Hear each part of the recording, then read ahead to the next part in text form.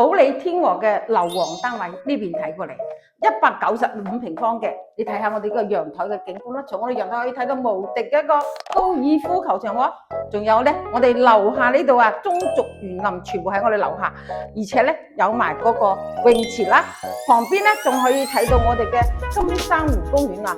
哇，最緊要睇下我哋呢個陽台嚇，呢個陽台去到7.2米一個陽台，而且有1.2米嘅風喎，哇，非常之闊落啊嚇，非常之舒適啊！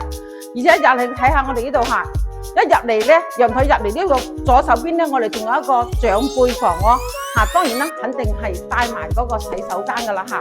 客廳5.6米嘅客廳，非常之寬闊。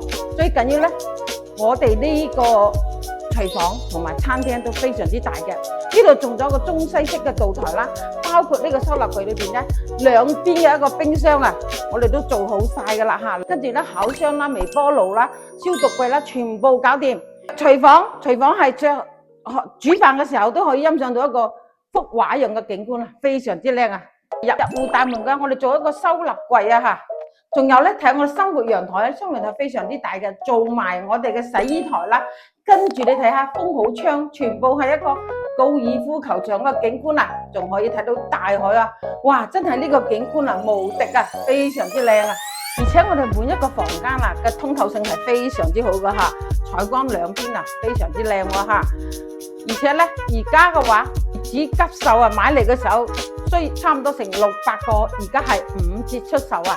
睇下我哋呢個主人間啦，主人間非常之闊落嘅，兩邊嘅衣櫃，仲有我哋嘅衛生間啦，做埋一個浴缸啊！哇，係豪華感非常之高啊嚇！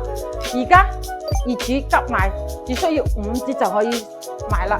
如果你都中意呢啲咁嘅大平層咧，可以評論區留言，我發啲詳細嘅資料俾你。